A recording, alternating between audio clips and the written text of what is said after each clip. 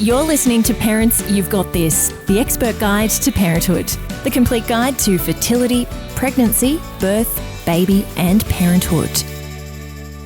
This podcast is proudly supported by Mistela, a natural origin skincare for babies and children, recommended by healthcare professionals. Mistela by Parents' Side since 1950. Welcome to a very special episode of the Parents You've Got This Expert Guide to Parenthood podcast. We are so excited to bring you a compilation of episodes that are all about the transition to all things new. So, of course, we've got the new year, we've got starting school, we've got starting kinder, we've got starting childcare, we've got returning to work, we've got transitioning to parenthood, all of these things that happen throughout the year that we think about as the new year starts. And maybe a few New Year's resolutions in there too. I don't know if I believe in New Year's resolutions. I think I break them after the first day. I don't know. I like coming up with sort of goals or like a word. And I think this year the word is like fierce. Yeah. That's our new year. It's going to be a good word. New year word. Being fierce parents. Fierce women. Yeah. And just, taking chances and showing our kids that, we've got this.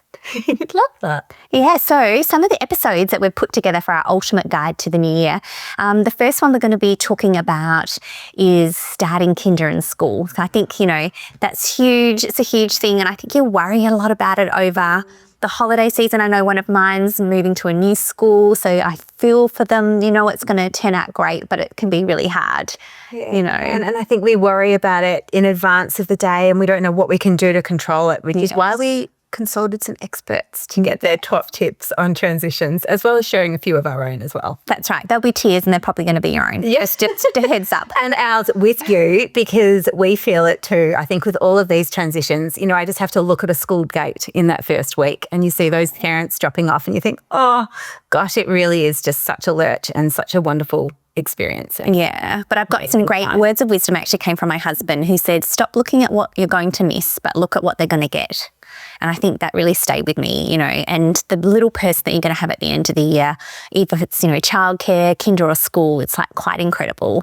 The amazing experience and richness of friendship that they get, friends, finding out the friend for the journey is what, we're like at Parents You've Got This, and like giving the gift of a friend, even more so than learning. Yeah, that's right. And I think the same can be said for when you're becoming a parent. So for anyone listening that is about to embark on parenthood, or perhaps you've just had your little one, the whole idea of finding a friend and building your journey and supporting you through that big transition, it really is made so much easier when you have someone to share it with. So we've got a great episode included in this compilation too, which is all about transitioning to parenthood. And a big part of that is finding and building your village. Yeah, and a new year, a lot of people go back to work. So you might be starting returning to work from parental leave, maternity leave, or if you've had a little bit of time off. So we've got an episode on that because it's really important if you're starting work, some tips and tricks on how to get back into the workforce. I still remember this funny story. I used to be head of PR and communications at the Melbourne Theatre Company, and I was going back to work after my son, and I came home after my first day and he was in the bath and he saw me and he was like bawling his little eyes out having a bath with his sister, and I climbed in the bath. Now Fully clothed. In my suit. And I look back at that and think it's just crazy, but I just remember this feel and I was like, I miss you so much.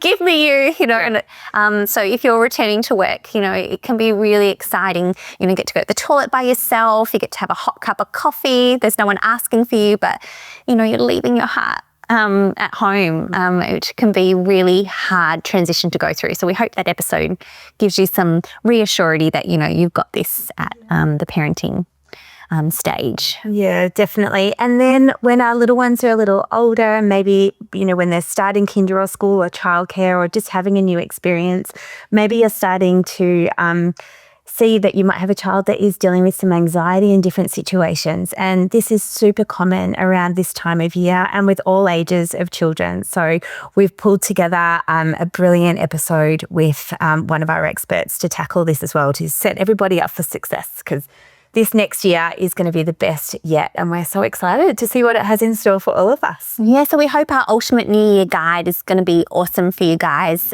Make sure you have a look at our incredible library of episodes if there's something else there that, you need a little help. When we were putting it together, we were like, there's actually like 20 episodes that we could put in this new year.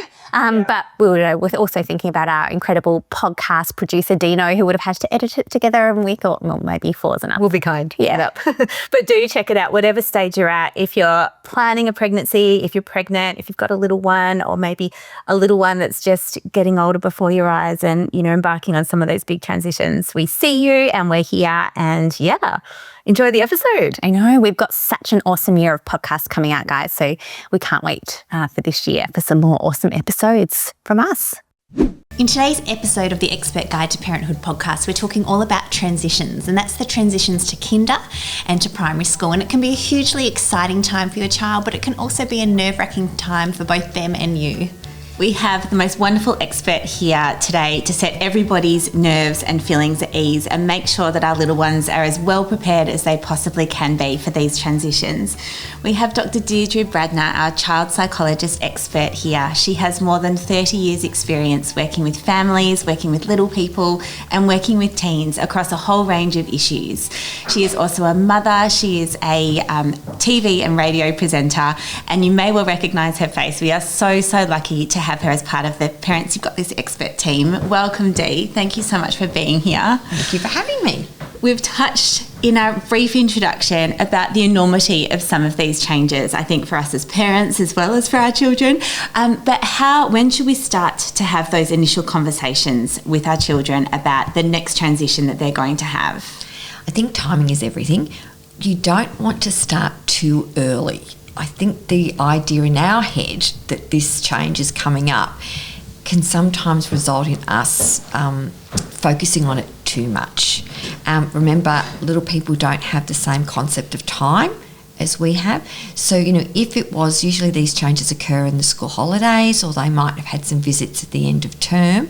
I'm a big believer in we don't keep talking about school or kindy until about a week to 10 days before we're heading back.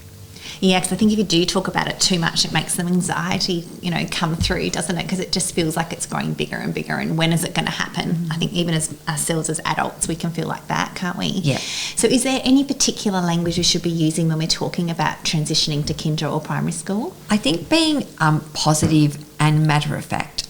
I think trying to oversell it can sometimes just be too overwhelming for them.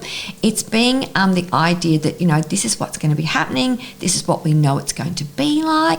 So short, positive, practical descriptions of what this transition is going to look like. What are your top tips, Dee, for little ones transitioning to kinder? So making sure that they are familiar with the environment. And by that I mean, not just for their orientation visits, but going for a walk past that place, going for a walk past kinder if they can during the day when children are outside, or even on the weekends when it's quiet. So the more actual visual experiences they can have is really important. And having a routine up, a visual schedule up of what their day is going to look like when it's a kinder day is really helpful. And what about primary school and high school? Would you transition, the same way? Would you talk to your kids the same way about that? It's not very different, actually. So the more familiar they are with the environment, the better they're going to feel. And again, particularly with primary school and with secondary school, remembering that even though this environment might have a different name, it's still going to involve teachers, it's going to involve learning, and it's going to be involved with being with other kids your own age. And focusing on what we know that's familiar and trustworthy is really important to helping them adapt to this new phase. What should we expect, Dee, in those first few weeks as our little one is transitioning to kinder, first of all? So, fatigue. Yes. Okay, that's going to happen. Tears, that's going to happen. And it doesn't mean that they're having a terrible time. It's just them coping with the overwhelm and overload. With kinder children, be expected to not hear very much about what happens there and be comfortable with that. I think that we desperate to know what happens behind that gate, and you will get that information throughout the year, but you won't get it to start. So please focus on being patient with their sharing. It's so true. You know, you pick them up, you're like, what happened? And who were your friends with? I think it's just like almost our anxiety wanting to know that they're safe and okay, isn't it? But they're so tired, they can't, I pick can't them remember. up. You know, that's right. I don't know. Yeah, stop talking. And so what about, school? Is it the same? How long does it take for them to transition to school? School, it's pretty much the same. There will be a higher level of fatigue for your children as they start school, but also what can happen is you can get a little bit of an increase in what I call ratty behaviour because they're tired and they're overwhelmed and overstimulated. They sometimes don't know what to do with themselves when they walk in the door. And so remember to be patient, to have some calm opportunities or some transition opportunities between home and school. So it might be stopping at the park to go on the swings. It might be, sitting on the couch and, watching their Bluey episode, or it might be just going outside and, bouncing the ball against the wall. Allow for a transition time when they walk through the door to give them chance to adjust to being home. What do we do, Dee, when there are some inevitably bumps in the road? Things might have started really smoothly and then there are a few bumps, or there might be a few bumps to start. What are some strategies that parents can use? I think that it's really important to keep in mind that I used to be a primary school teacher, and what would happen is they would start well and then we'd have a long weekend or holiday break and they'd have to come back. And it was a bit like they worked out, oh, hang on a minute, I have to do this every week, every day. And that's often when those bumps can start. Bumps are to be expected. They're to be navigated. And it doesn't have to all be terrible. So starting to work out, listening to your child, if they can express what's happening, having conversations with school or teachers, or even with other parents who might have an idea of what's happening in the classroom or in the kinder setting that's troubling your child. Yeah, that's such a good tip. And sometimes I think when they start kinder, particularly, they have to learn new skills, isn't it? Sometimes it's the first time they've ever had to open a lunchbox or put their own jumper on. Do you have any tips for helping our children? You said not to talk about it too much. What do you do sort of just the holidays before they're starting? I'm a big believer in not making too many things new. So if your child has been in childcare or they've been at school and they've finished up at kinder, use the same lunchbox. Doesn't all have to be new. And I like to start, I call it trialling our snacks. So, the week before school starts, start having lunch out of a lunchbox and give the reason what I'm trying to work out what you might like in your lunchbox this year. Let's practice. So it gives twofold reassurance, familiarity, and maybe finding out what's food they'll actually eat and that you're not throwing out at the end of every day. That's right. And also too, I think it's so hard for them to learn that they've got to eat at intervals, because at home it's like the open pantry, I'm hungry, eating different snacks, and then suddenly they've got to wait a long time. That takes a lot of training, I think. It does. And learning to eat when you're talking. People forget that skill, and it's really an important one, particularly for kinder and for primary school, because often that's the time where you're sitting with your friends, at the table, outside on a bench, and you've got to engage in that conversation that you want to, as well as work out how to get that food in your mouth and down. Dee, what would you suggest that parents do if they're a little bit worried about their child's transition? You mentioned at the beginning it's great to be in contact with the educators. How involved should parents be, and when should they take that step and get involved if they're not sure what's actually happening at school or kinder? I think wanting to make sure that you've got a knowledge of how the kinder setting or the primary school setting runs. So going along to those parent information sessions, or whether they're on video, virtual or real life, is really important.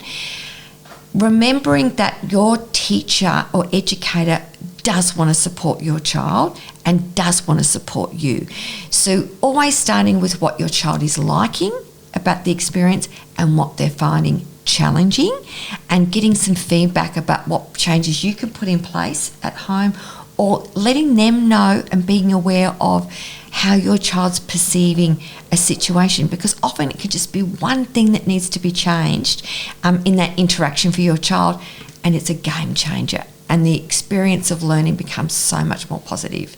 Yeah, and that makes me think about it. You know, my son, when he came home from kinder, said, I didn't play with anyone all day, you know, and I'm like, oh my gosh, all day he's lonely. And then I talked to his teacher and she's like, oh, that might have been 1 second in the day, you know, but for them, sometimes those big feelings can feel like the whole day. When they start school, Dee, how do you help them make new friends? Often when they're transitioning to kinder or school, they have to do that. And even as parents ourselves, it can be hard when you're meeting a whole new parenting cohort. And we often have our partner there, so we've got a wingman. You know, how do they go when they're going it alone? It's so emotional as a parent thinking about them waltzing into a classroom full of new people. So starting with, if you get the class photo, which is usually done at the beginning of the year, super helpful. But I like to have, you know, the same name game. Anyone in your class got the same name as you? Or that's good, yeah. Who's the funniest person in your class? Or, you know, who's got the same drink bottle as you? Looking for moments of connectedness and interest is really helpful for younger children because they're so visual, and that will help them connect and find out more about friends. And I like to talk about it. It's not who you played with, it's where did you go, what did you play, and what were some other people there. Yeah. So Dee, as a parent, you often find when they start school or kindy that they come home and they haven't eaten any of their lunchbox. And as a parent, it's mortifying because you know they're eating all the time at home prior to going to school, but suddenly they don't eat anything in their lunchbox. What do you do? This is a really common situation. First of all, parents, your child will survive at school and kinder if they don't eat. Secondly, put in half the amount that you think you need to give them, because a full lunchbox is really overwhelming for little people and sometimes for big people. Children will spend a lot of time talking, which is why they're not eating their lunch. And to be honest with you, I would much rather your child be socially connecting with others than finishing all of their sandwich. Also remember, if you can make your food portable, and by that I mean, particularly for children who are very active, they may not finish all their lunch. They might be able to take something with them. So remembering that a sandwich they can hold in their hand as they run out to make sure they get to the basketball on time, you know, it's just as important. But the only time I worry about children not eating is if it's actually an emotional issue. If they're so worried that they feel sick and they can't eat. And I need to reassure you, as a previous primary school teacher, that's very, very rare. And so if that's the case, would they not be eating their dinner as well? Yes, they would be going off their food completely, or they would be complaining that their tummy hurts. So if you see a real reduction in appetite for your child, it might be that something else is going on. Dee, thank you so much for joining us today. Becoming a new parent is arguably one of the biggest challenges that we'll ever face in our lifetime. This week on the Expert Guide to Parenthood podcast, we're going to be talking all about navigating the transition to parenthood. We are joined by psychologist Dr. Carrie Haywood, who is going to share her more than 16 years of experience in working with people to achieve the best outcomes for themselves. We are so lucky to have her today. She is also the author of a book, Being Human. She is a mother of 3. She has gone through this transition herself, and we're very grateful to her for her insights and expertise today. Thank you for joining us, Carrie. Thank you so much for having me. It's lovely to be here. Now, sometimes when we decide that we want to start this journey to parenthood, it might not go to plan, or sometimes we might not know if we're ready or we're not ready. Can you talk to us a little bit about, you know, the decision to start a family and those sort of that period between deciding that and actually having one? It can be so different for so many people. Well, yeah, that's probably what I was about to say. It varies a lot. I think in terms of readiness, look, yeah, it's different for everybody. We can be talking about readiness in terms of situationally, where we are in life. There's other factors that come into that, where we're at with our career. For some people, financial factors come into that, and, you know, living, house, but also emotional readiness as well. And So it really does, differ for everybody in terms of where they feel like they need to be in their life to feel ready. But I think one of the most important factors in that, particularly when it comes to emotional readiness, is that we're not necessarily always going to feel completely ready. Yes. Yeah, so let's talk about some of those big feelings. When you're pregnant, you can start to feel some big feelings about the transition. Can you talk to us a little bit about what's typical in regard to what you can expect? Well, I think it's human nature, isn't it, when anything is uncertain or unfamiliar?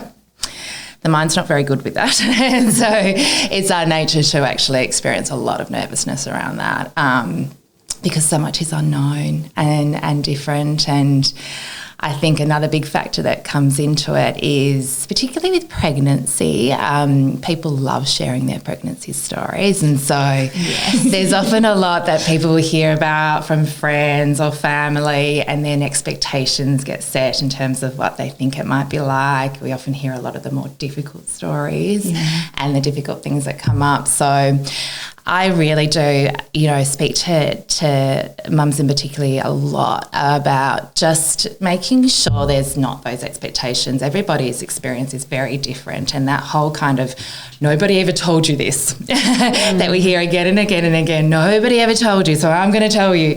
But possibly people haven't told them that because that's not everybody's experience. So I think, and that can increase a lot of the anxiety and a lot of the nervousness, and that comes into obviously the readiness as well. So just being able to really allow our own experience to evolve and not get too far ahead. Sort of being able to just deal with what is our experience for this moment today is a big part. Yeah. I think I was ready to get pregnant, but I don't know if I was ready to have a baby, and I was certainly not ready to have a child. It's like the journey keeps changing too, and everybody's journeys seem to change at different times. And so, like you say, you just have to forward your own path, right? And just tune into your own experience. And I think, Freya, what you're referring to there is there's so much focus on getting pregnant that you're not necessarily then thinking about the next step. When pregnancy hits, like, oh, okay, now I need to think about pregnancy. And then you're not necessarily thinking about once the child is here. And to a degree, that's actually really helpful because, as I said, we don't want to get too far ahead of ourselves. But it can mean we hit the next stage and go, oh, my goodness, I haven't actually thought about what this means to now actually have my baby in my arms or whatever it might be. And so what are some sort of strategies that people can use to help to deal with the overwhelm? If they're finding like these feelings are just too much, it's all too confronting, it's all too new. What are some of the strategies that people can draw on to help them? Well, I think normalising the emotional experience of that's probably really important because it's, again, human nature to really struggle with whatever we are feeling in terms of emotionally and discomfort in our body. And so the acceptance piece around that's really important. And then in terms of, then coping with that, managing with that day to day, look, obviously we've got a lot of practices that come in really handy with that. Mindfulness is a big one. The more formal practice of mindfulness meditation can be really helpful. And then just making sure we're keeping up with our typical self-care behaviours that we know help us. So whether that might be exercise, whether that might be, making sure we're still seeing friends and socialising, whether that be making sure we've got downtime.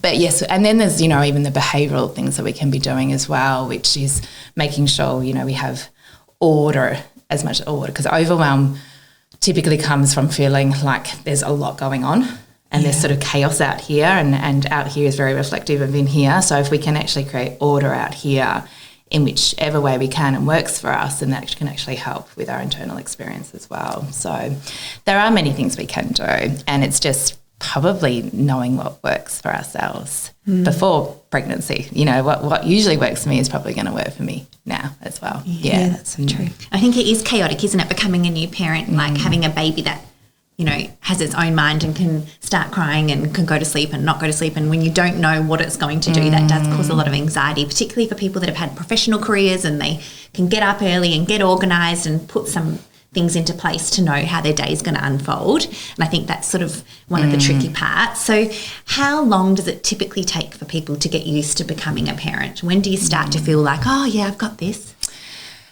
That's probably really varied too. And look, it depends a lot. It depends a lot on how the baby's also settling as well, and sleep's obviously a big factor in that, and that's a really hard one because we can't fully control. That's a big part of the problem.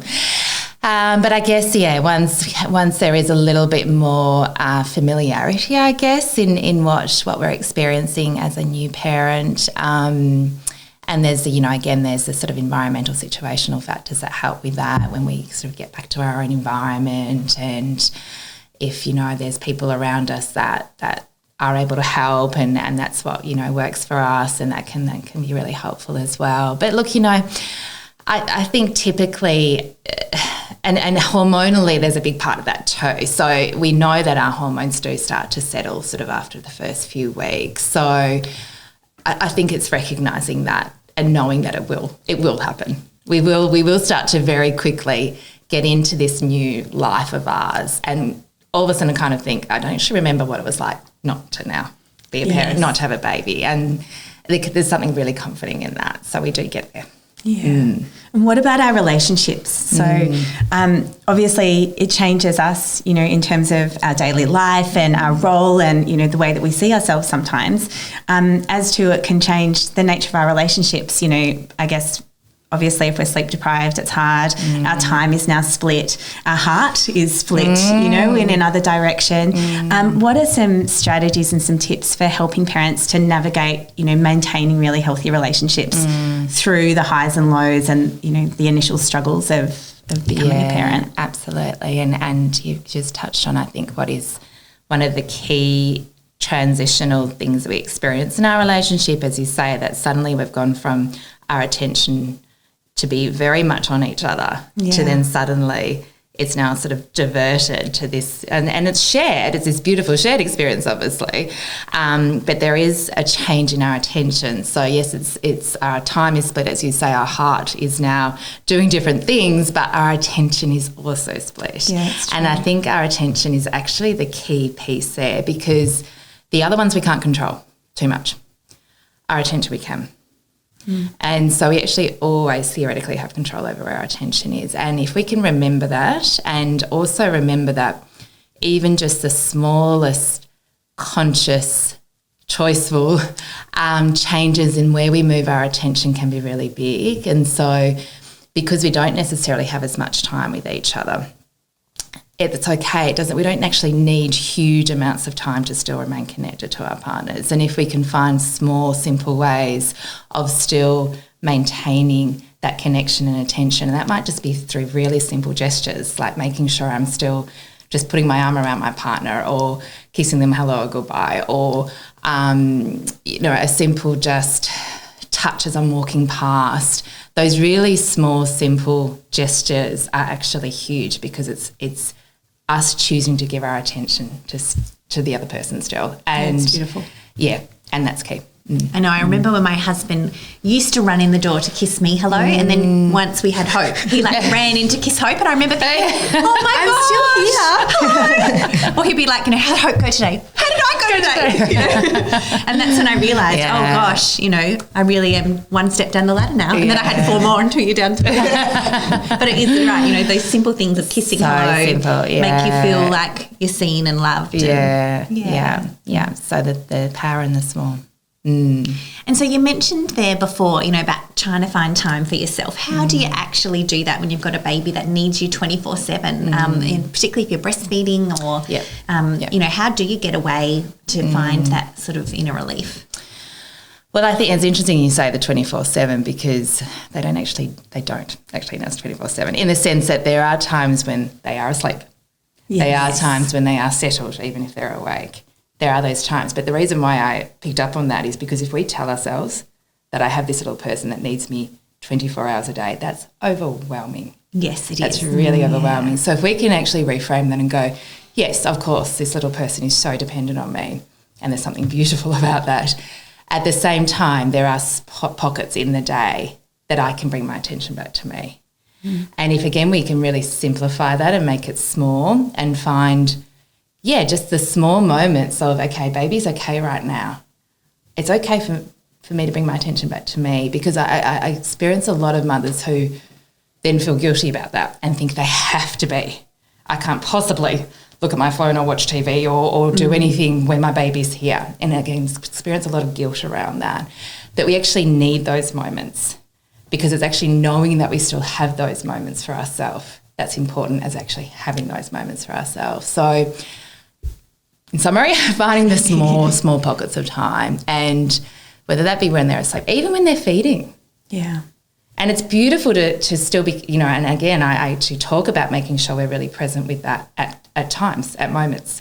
But if the baby's on us for 20 minutes, we can spend half that time really focused and connected on this bonding experience, and then half of the time maybe back on wherever I need to be for me. And so it's being really flexible with that and knowing that if I'm taking care of that for me, it's actually good for my baby at the same time. Unfortunately, anxiety is something that plagues many of us and our little people. It can be mild, it can be moderate, or it can be really severe and quite debilitating. And it can be really challenging as parents to know how to support our little people as they navigate anxiety in whatever form it presents for them.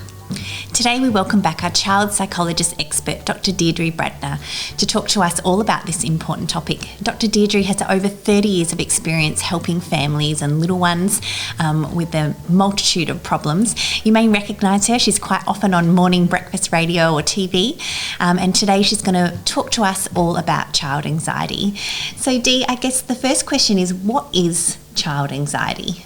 Anxiety is actually a really normal part. It's a normal emotion that we all experience. So feeling worried or anxious is not something we can avoid.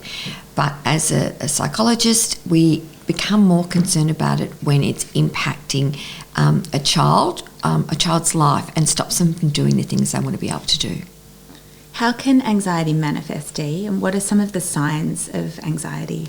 So whether the child is very young, it can be really hard to pick up because they don't have the language to describe what they're feeling. So often it will look at symptoms or behaviours like headaches, sore tummies, teariness, avoidance, shyness. And sometimes we can even see it looking at in terms of irritability and anger. Behind a lot of anger, anxiety is hiding. Yeah, I know. That was something I learnt later on in parenting, is that often, if anger is actually fear or worriedness or feeling hurt shows up as anger. Yeah, very common. Yeah, and so if our children are feeling those big feelings, Dee, how do we help them? The first step in supporting worry or fear is having the language to be able to identify it.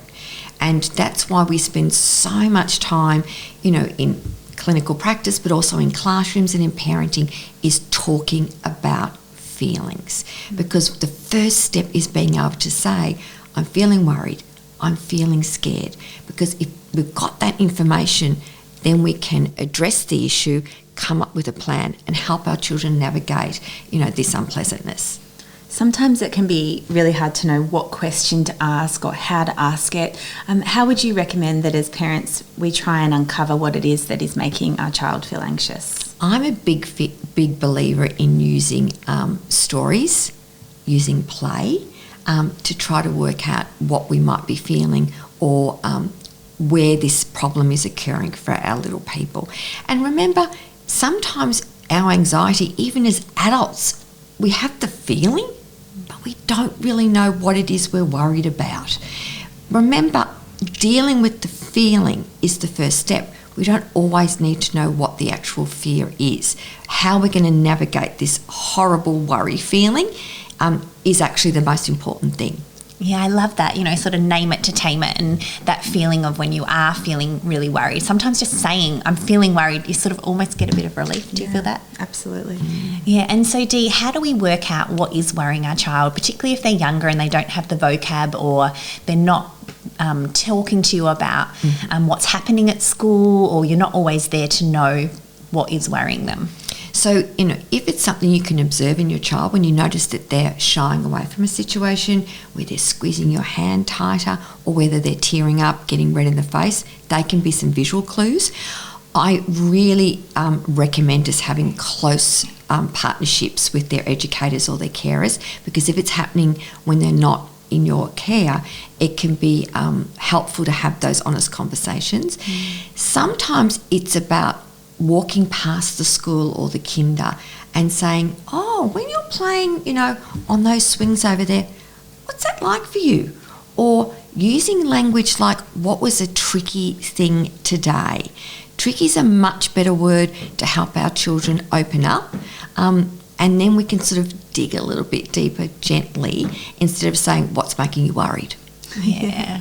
There are some common instances when children, exhibit anxious behaviour or feel worried, such as drop-off. What would some strategies be, Dee, for parents who might be dealing with an anxious child at drop-off in the morning, whether it's at daycare, kinder or school? So the two things our children struggle with, and often us as adults too, is new and transitions. Going from something that's safe and familiar to something that I'm not quite sure about. So prevention and preparation. So practicing drop-offs when it's not busy. Having a transition object that you take with you. Focusing on the anchor of what you're going to be doing today. Providing them with adequate visual information of where you're going to be. So a big one is having, a photo of where you're going to be standing at pickup that they can keep in their bag. That's a really important prop for them to rely on during the day. Yeah, that's a good tip, isn't it? And just that feeling of they are going to do what they say they're going to do, and you are going to be standing there, isn't it? Yeah, trust is really important in helping us manage those worry feelings. Yeah, and sometimes when you pick them up, they start crying then, isn't it? And then you're sort of like, how come you're managed to hold it together all day at school? Am I doing something wrong because you're suddenly seeing me and crying? Why does that happen, Dee? That's a really common and normal part of how your child's beginning to enter into their safe zone with you. It comes not because they've had a terrible day, it comes because they've got this big feeling, and it can be a positive feeling, but it still comes with tears and wanting a hug and wanting that reassurance. So I feel like as a parent, welcome it. Throw your arms around them, give them a big squeeze, jump into the car or start walking home, and maybe even talking about what you did today instead of what they did. That's a really beautiful tip. What about bedtime, Dee? The nighttime routine and then into bedtime. Sometimes that can be when children start to feel anxious for a whole host of reasons. What might some of these reasons be, and how can we support them? So bedtime is notorious for when anxieties like to raise their head. It comes because we're tired and our brain can't think logically. We can't decide whether it's a real worry or just an idea that's floating in our head. So routine's really important for bedtime to help manage worry thinking. Often our children will have not mentioned the problem all day or all afternoon, but bring it up at night. And we can't problem solve and deal with worries at night. So I recommend us, having a little post-it note. You say, you know what? I'm going to write down your worry and I'm going to hold on to it for you. And tomorrow morning, we're going to come up with a plan. So I think that's really important, that we take the problem that your child thinks they need to solve. We don't try to solve it then, but we say, I'm taking care of it for you and we're going to fix it tomorrow. I love that. And Dee, you've got a beautiful book, don't you, that deals with anxiety. Do you want to tell everyone a little bit about that? I do. I have a lovely book called Do Bears Who Eat Blueberries Go Bananas? Because it's about a worry thought that gets stuck in Bear's brain and follows him around. And the message in that book, it comes from evidence-based research. It tells us you have to catch the worry thought, shake it up and throw it away, because worry thoughts don't like to get caught. And it's so great. I read this often to my littlest one who's 6, and my daughter has a real problem like going to sleep sometimes at night, because just like all of us, I think it's the moment you're finally still and you can actually think about what happened in the day, and you might have got through the day, but then it's that moment that you're actually thinking about how you were feeling in that moment. And we were reading the book with him, and he immediately, when she was feeling worried, went and said, you need to go and do what the bear does. Shake it up and it will go away, and I just loved it because it really resonated with me, how children, have really great, imaginations, and they like to, be able to fix things with a practical solution, and I just loved it. So I love your book. I think anyone should read it if, they can. Yeah, thank you. And I just think the idea of trying to put a boundary around our worry thinking, because it might have started with one worry thought, but then it grows and grows because we're tired, and then we start to worry about something else. I mean, even as adults, we do this. Yes. I tell my adults that have these conversations with me, if you get into bed at night and you're starting to worry about something, get a bit of paper, write it down. Yeah. We know that is a proven strategy that helps our brain switch off from that thinking.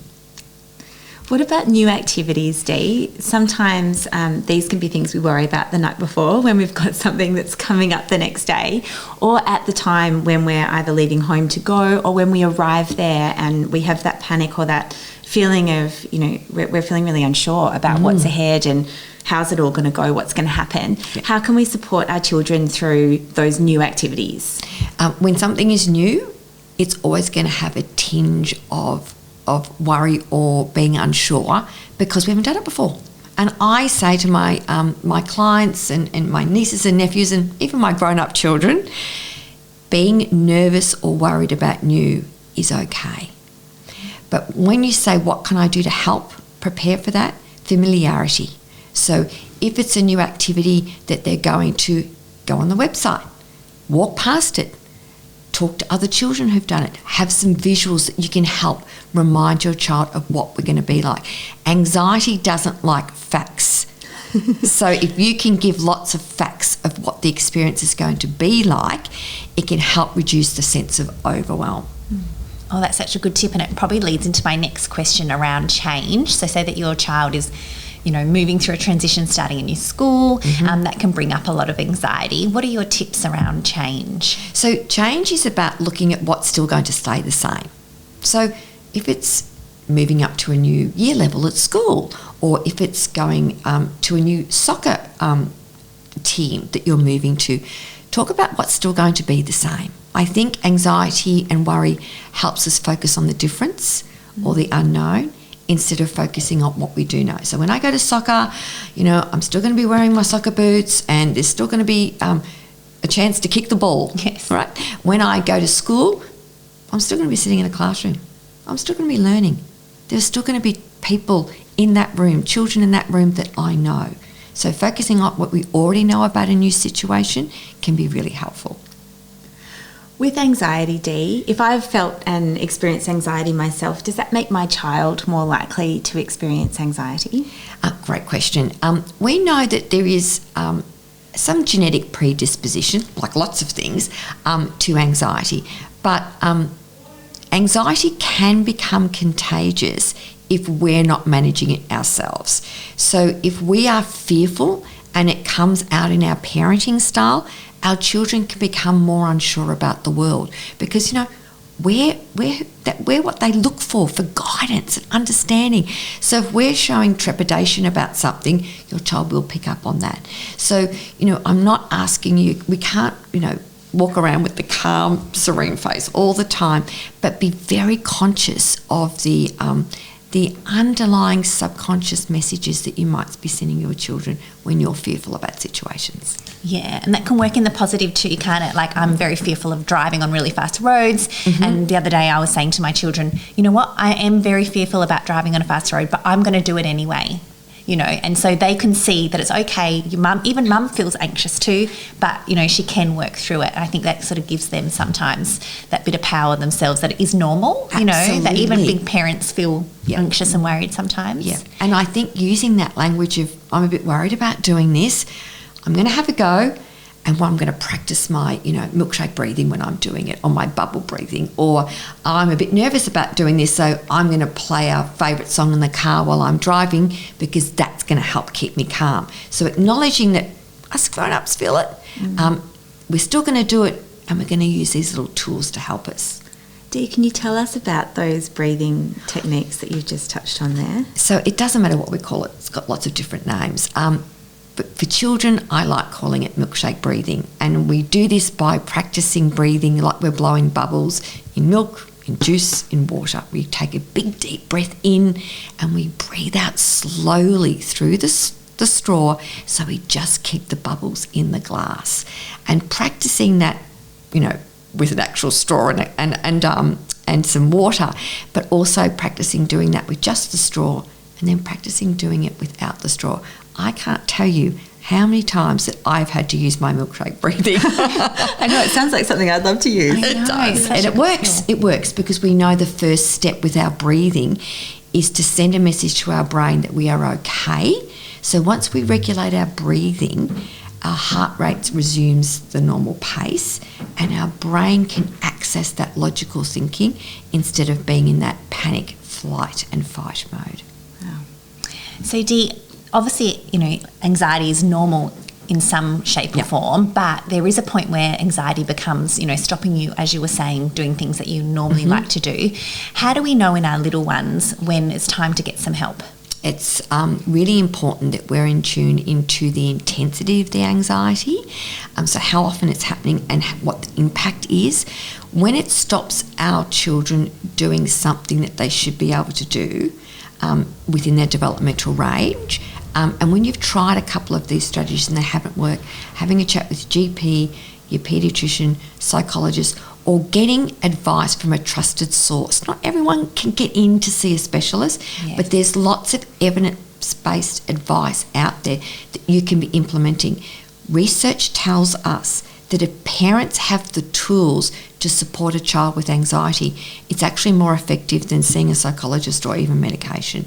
So skilling ourselves up to help having the strategies to guide our children through anxiety, no matter how severe it is really critical to addressing this issue.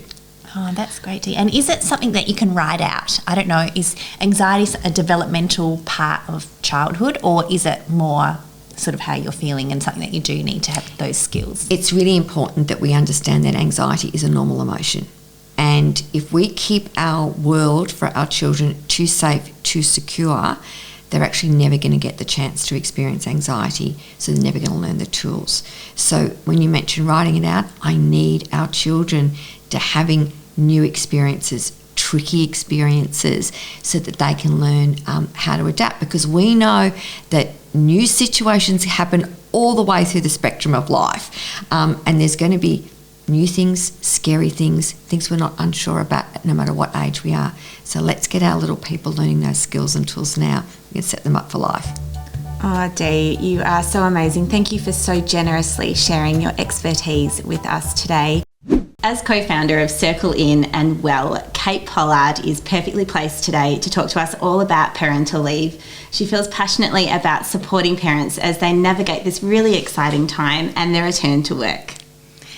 So Kate, thanks so much for joining us today to talk all about returning to work.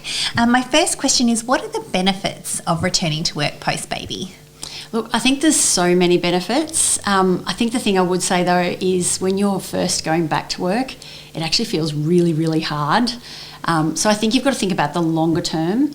There are so many longer term benefits of keeping your skills relevant. If you don't go back to work, you really lose your confidence the longer you're out of the workforce. I know so many, particularly women who've been out for quite a long time, find it so hard, like when their kids are older, to try and get back in. It's not just about your skills though, it's also your connections, your networks, all of those things that you think about in terms of building a career. If you put those on hold for too long, it really makes it so much harder if you do at some point later want to return. So I think the other thing that's really important that often women forget about too is their financial independence.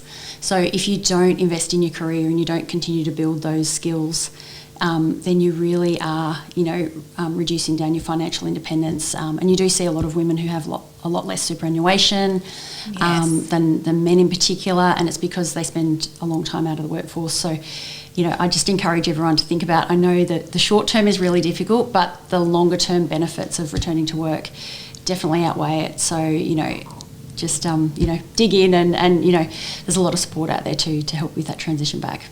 So what sort of things would you suggest that families put in place while they're planning their return to work to help to ease that transition when they actually start back in the workplace again? Yeah, I think with returning to work, a lot of good things can happen with the preparation. So if you're thinking about going on parental leave, make sure you have that parental leave plan in place with your manager, and that outlines how you want to stay connected on that period while you're away. And then while you're actually on leave, you might want to take the first bit where you don't really stay that connected because you just want to have time, you want to be in your own baby bubble and just enjoy the moment.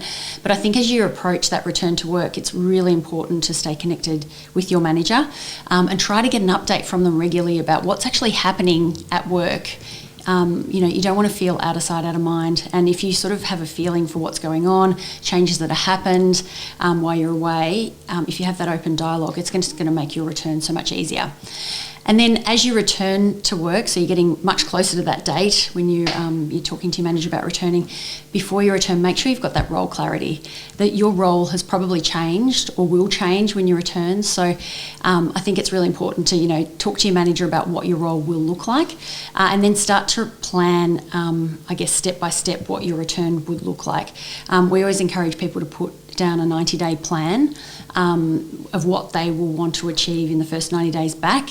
And so that means that you're really on the same page with your manager. And then once you're back, schedule a 3-month check-in to make sure that everything's actually working as you planned it. And that can be sometimes a bit of a turbulent time because you don't know how you're going to feel about returning to work before you've got the baby. I think that's the hard part when you're planning, maternity leave. You don't really know how you're going to feel and how that transition's going to go. So what are some of the ways that you can ease that transition? Yeah. I think the first one, making sure you're clear on your role, so important. When you know what's expected and you're on the same page with your workplace, that's so important. I think it's also important to understand what support you need. So being really clear with your manager, I need this help, I'm going to transition back like this. Just really keep that communication open. I think, again, we sort of said staying connected is really important to keep those relationships going. And another really good tip that we've also implemented is start your childcare early. Yeah, that's a good one. Don't leave that till the last minute because it's actually really heartbreaking. Like as most parents, the first time you put your child in childcare, you feel so guilty about it. Your children will actually be fine, but it's just a transition for you and your child. The other thing is before you return, some practical things like get some food in the fridge, so you can kind of, not having to scramble around, because that first few months back can be quite, a bit unsettling as you're trying to navigate, pickups from childcare. What are we going to eat tonight? So if you can get some stuff ready to go, I think that's a really good thing to do. The other one we always recommend, and this might sound a bit silly, but trying to have a dry run through the weeks preceding returning to work as well. So that whole routine of dropping your child off at childcare, getting out the door, how long does it actually take, where am I going to park, all of that stuff, the practical stuff. If you actually have a couple of dry run throughs, when you actually come to the day of returning to work, it'll just go a lot more seamlessly because you're prepared for it. And what about, so we're talking about both men and women who might be taking parental leave and then returning to the workplace.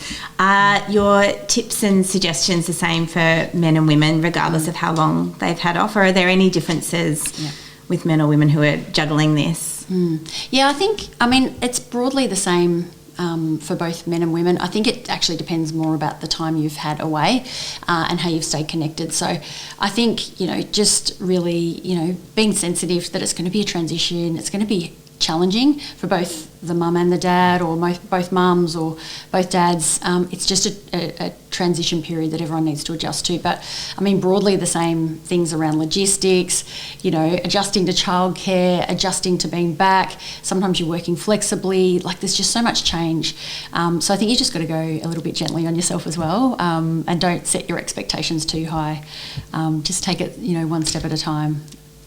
And do you have any tips around that juggle, that push and pull feeling of trying to do everything for everybody and feeling a bit like you're dropping all of the balls or keeping one ball up but not the other one? How do you go about juggling, working and having a family? Look, I think that's the biggest transition, right? It's just really hard, and it can often feel really overwhelming. It can feel like I guess that you can't do things how you used to be able to do them, and it can often feel like you're sort of failing at everything. You're just sort of running from one thing to the next, and you've got no time for yourself and no time for your partner, and and it just feels, it's so many conflicting emotions.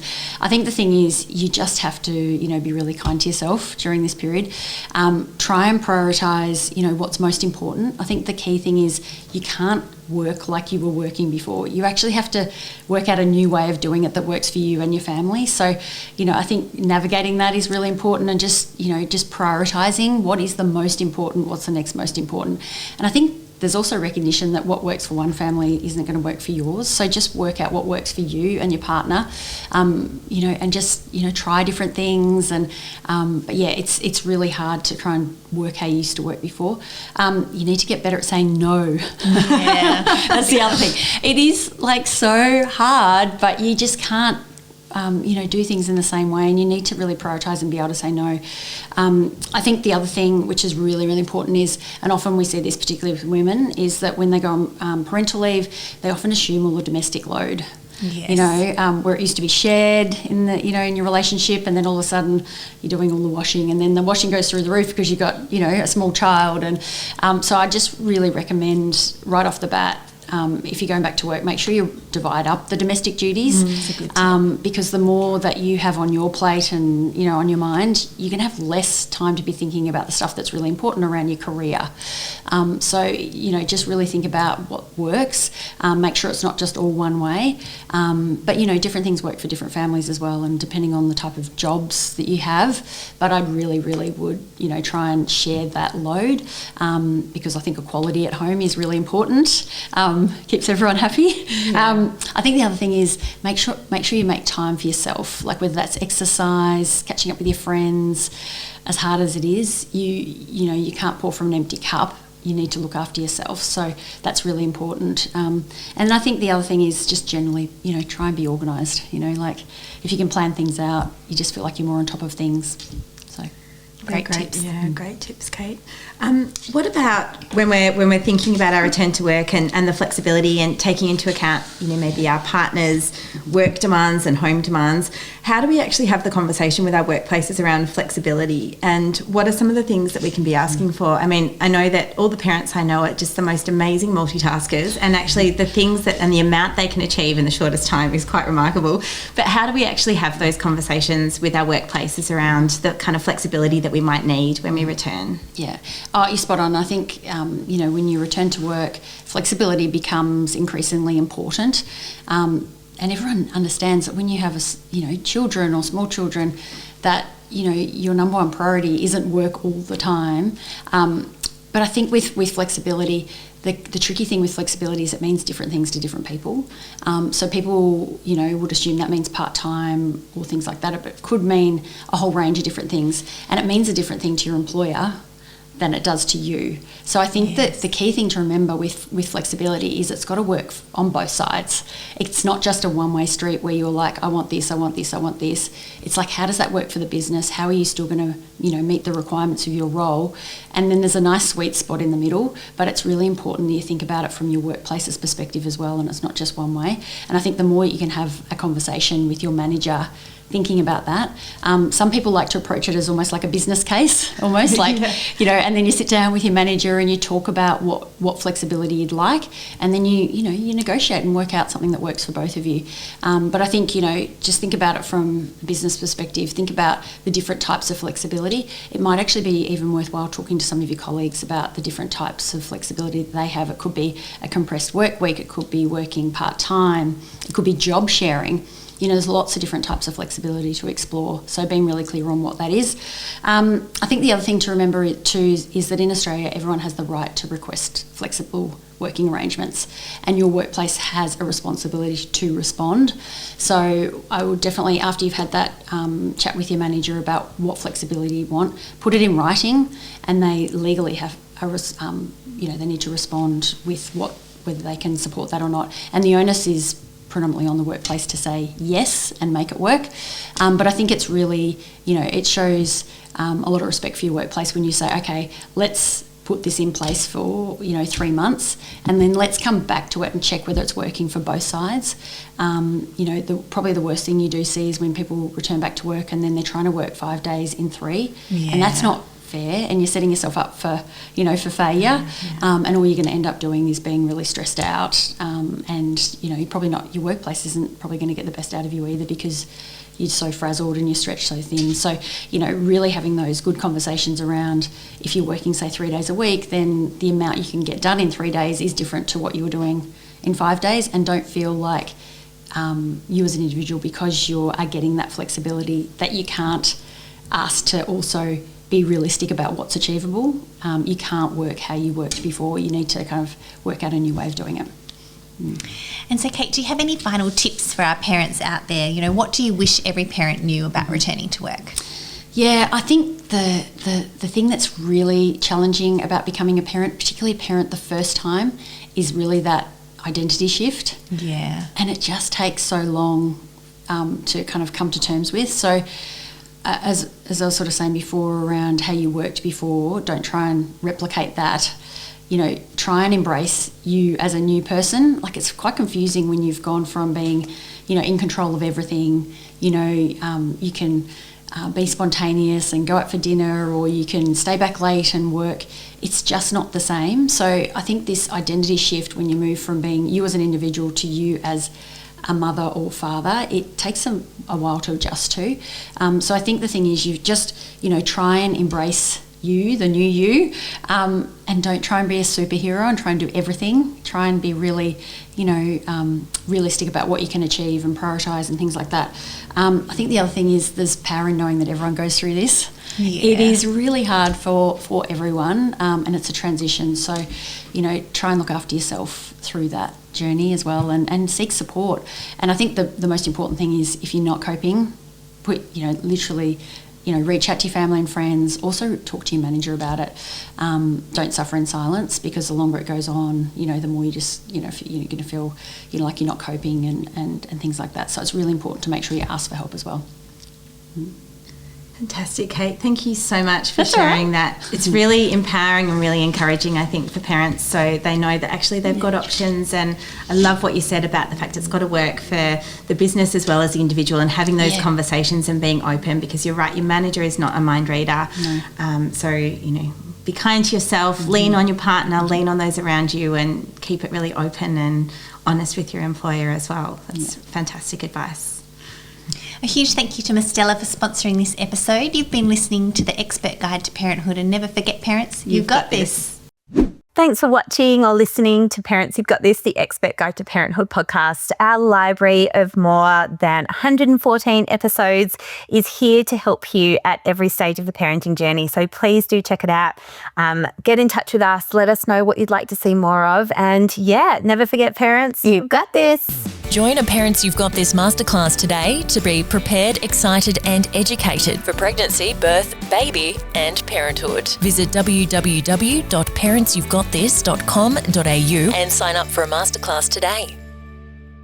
The information provided in this podcast is general in nature and is intended to support, not replace, a discussion with your doctor or healthcare professional. Parents You've Got This take no responsibility for any medical decisions made by individuals based on the information provided in this podcast.